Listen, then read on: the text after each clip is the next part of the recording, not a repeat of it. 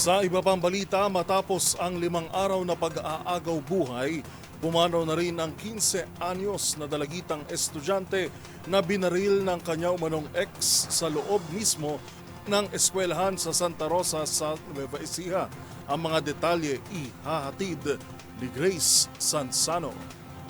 Pumanaw na kahapon ng gabi ang 15 anyos na dalagita na itinagaw sa pangalang Lea matapos ang 5 araw nitong pakikipaglaban kay kamatayan. Kinumpirma ito ng kanyang pamilya at ang PNP na nag-iimbestiga sa naturang kaso.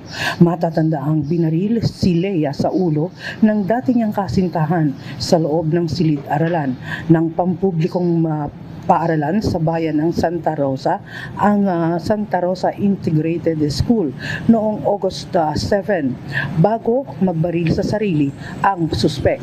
Kapwa sila isinugod sa isang pribadong ospital sa Cabanatuan City at kalaunan ay inilipat sa isang pangpublikong pagamutan habang tinitiyak na ligtas muna ito at makalagpas sa critical na kondisyon bago isagawa ang isang mas malalim na operasyon matapos magtamo at maiwan nga ang bala sa ulo nito.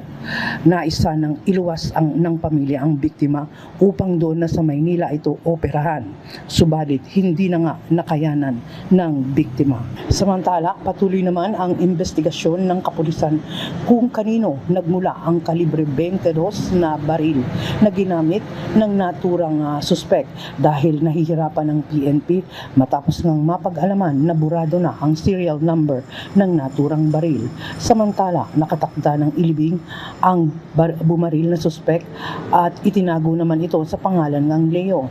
Ibinilibing ang suspect ngayong August 14, alas 9 ng umaga at binawian ito ng buhay noong August 8 matapos nga ang insidente. Yan ang ating follow-up report para sa MBC TV Network News.